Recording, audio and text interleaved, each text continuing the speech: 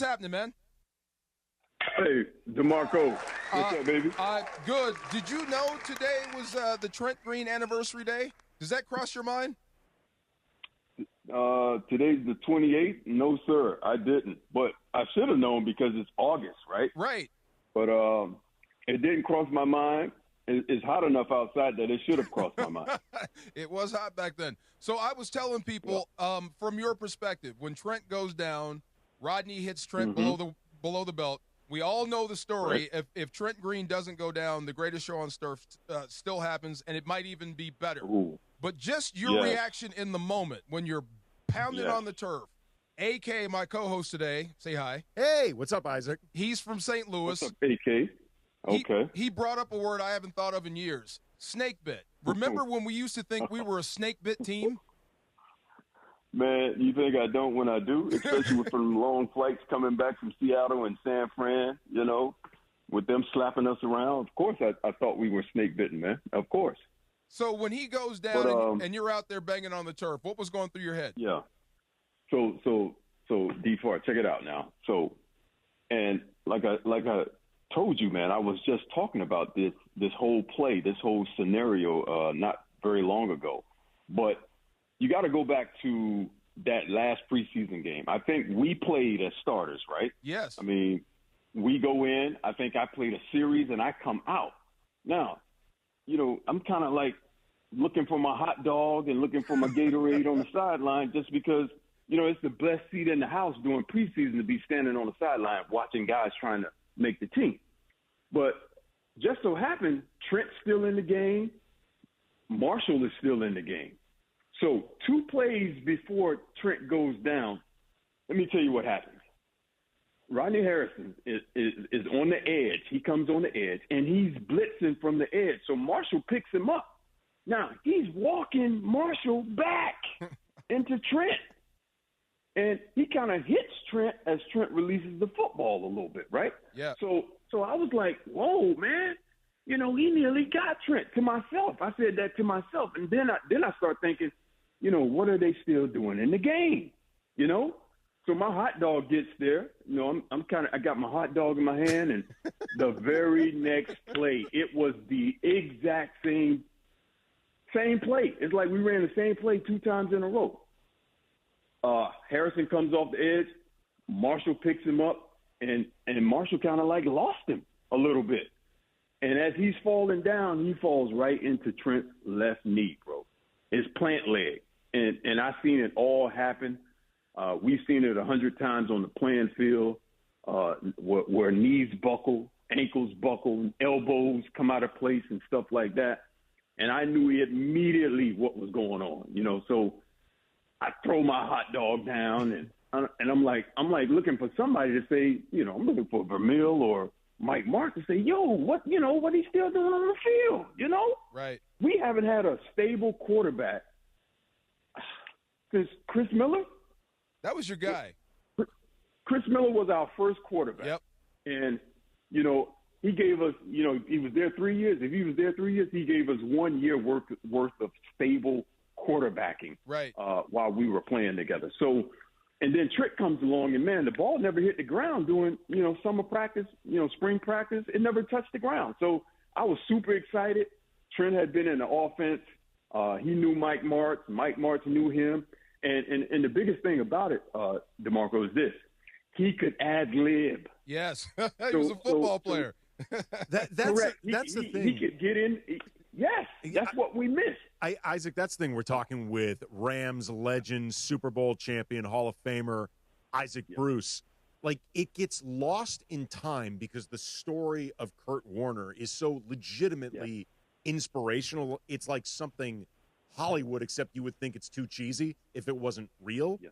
Trent Green was a really good quarterback. The idea of him going down, this wasn't just like somebody starting quarterback. This was a high-end starting quarterback going down.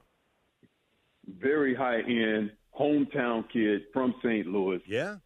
You know, he got the contract, and he got the keys to the Ferrari. Like I say, he knew the offense, you know, from a standpoint where, you know, he could see a front, he could see a coverage, But at the same time, he can look over to me, look over to Toy, and just wink at us, and we know what the play was. You know, scrap whatever it was, we're going to the house. He could do that. So, when I hear people talk about the greatness of Kurt Warner, which they should, you often have to think about what that offense would have looked like with Trent at the helm at that time. I mean, I always say you got to add 1,500 yards to whatever Kurt's total was. I mean, let's just do it, because I think Trent was that special of a quarterback. Trent had a set of these. To get a set of these, you got to have a set of these.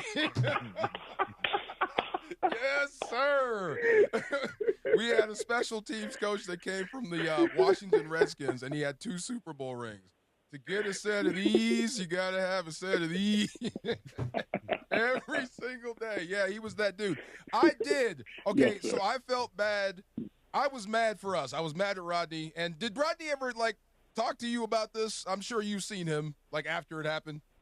How long did it take for you to forgive him?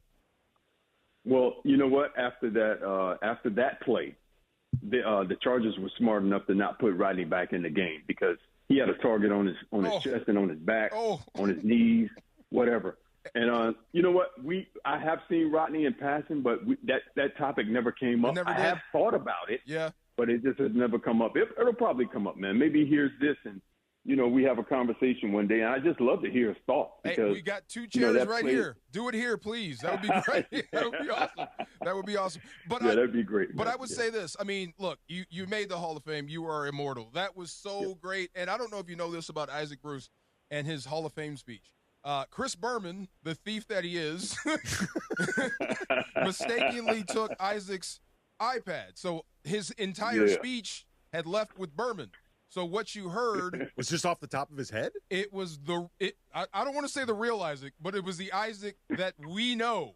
He let the world see what Isaac. So was it essentially Isaac? And we're talking with Isaac Bruce, Rams legend, Super Bowl champ, the Hall of Famer. Yeah. Was this like a version of the Hall of Fame speech that you had practiced but had to improvise a little bit as well? Well, you know what? In the football world, and I'll throw basketball in there with us.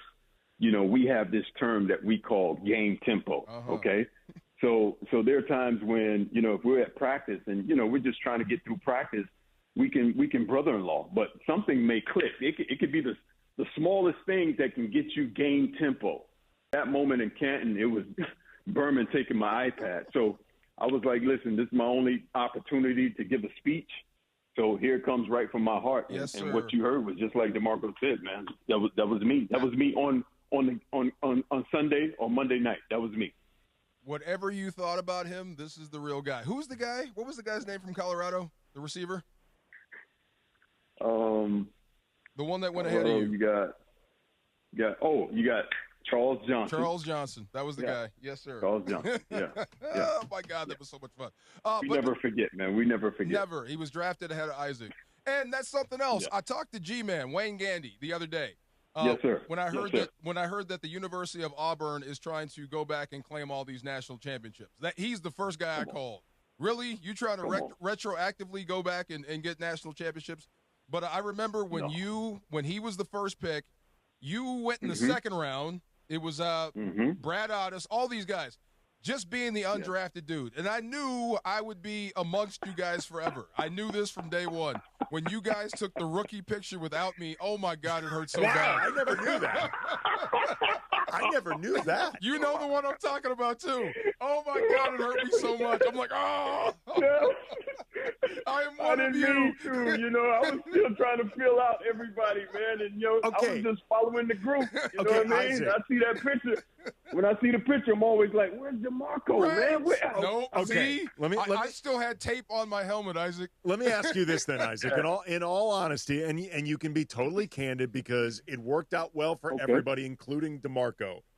First impressions of undrafted, attempted NFL rookie DeMarco Farr in terms of talent, in terms of what he thought he brought to the table. Be honest. Okay.